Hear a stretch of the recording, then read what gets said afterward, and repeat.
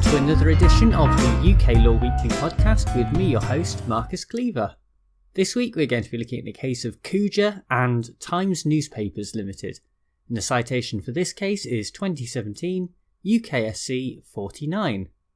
And we can start by saying that a general common law right to privacy in this country is, perhaps surprisingly, a relatively new phenomenon, and finds its origins in the case of Campbell and MGN Limited from 2004. Quite a famous case, and the judges in that case took the equitable action of breach of confidence and integrated both Article 8, the right to private and family life, and Article 10, freedom of expression, from the European Convention on Human Rights. This is the area of the law that we're going to be focusing on in this case, and it too involves the relationship between a private individual and the press, as was seen in that Campbell case. The origins of this case, however, can be traced back to Operation Bullfinch that exposed a number of paedophiles in the Oxford area. One of the people arrested was Tariq Khuja, a millionaire landlord and former magistrate who is quite well known locally. The basis for his arrest was that one of the victims stated that she had been abused by a man named Tariq. However, she later failed to pick Khuja out of an identity parade, and so he was released without charge. Both the Times and the Oxford Mail wanted to publish details of the arrest, but clearly Khuja was not especially keen on this idea, and he managed to get an injunction from a magistrate shortly after the arrest that no identifying information should be published about him until he was actually charged with an offence. Once Khuja was released without charge, the newspapers applied to have the injunction lifted on the basis that the criminal trials associated with Operation Bullfinch would not be prejudiced by the story. A draft ruling was made available stating that the original injunction would be lifted, and so Khuja applied to the High Court for an interim injunction to prohibit publication, and this is where the privacy arguments really come to the fore.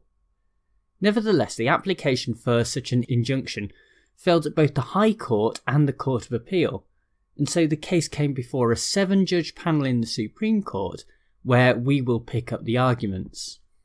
As mentioned at the start, the main contrast is between Articles 8 and 10 of the European Convention on Human Rights, and when attempting to achieve a balance between those two competing rights, the approach that the court takes is derived from the 2004 case of In Re S Identification Restrictions on Publication. However, part of Khuja's argument was that the more recent case of A and British Broadcasting Corporation in 2014 had altered the approach that the courts should take. To cover this incredibly briefly, A's name in that case could not be published because there were also Article 2 and Article 3 issues that came into play, and publication would have also undermined a deportation agreement. However, the Supreme Court did not think that that case was a suitable comparison with the one involving Khuja. A and BBC was very dependent on the unique facts of that case and could not be applied here, so the lower courts had been correct to rely on the earlier reasoning in Re S. Another argument that was put forward sought to question a comment made by the late Lord Roger in another privacy case from 2010 in Re Guardian Newspapers and Media Limited. The observation in question was that the general public were capable of distinguishing between suspicion and guilt, and Khuja submitted that this was a legal presumption that was not warranted. The majority of the Supreme Court, 5 judges to 2, were also unimpressed by this line of argument and held that Lord Roger was not intending to establish a legal presumption, but was merely commenting on the view that would be taken by the public at large. It should be noted that there was dissent on this point from Lords Kerr and Wilson, who held that there was an intention to state a legal presumption, but there had been no evidence given in support of this presumption. Given that this had actually been the basis for the lower court judge dismissing Khuja's application for an injunction, they dissented on the overall decision and would have found in favour of the appellant. Examining the Article 8 case, they believed that Khuja would have established his right to a full injunction at a full trial. Overall, though, the majority felt that there is no reasonable expectation of privacy for the matters that were discussed, and any impact on Khuja's family would only be indirect or incidental. There is a clear public interest in the press being able to report on public legal proceedings, and this extends to the name of those who are involved.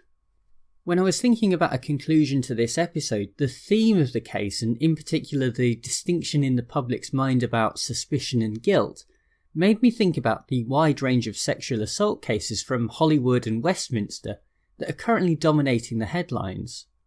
All of the cases that are being reported on are horrendous, and a huge amount of sympathy is rightly going out to those who have been affected.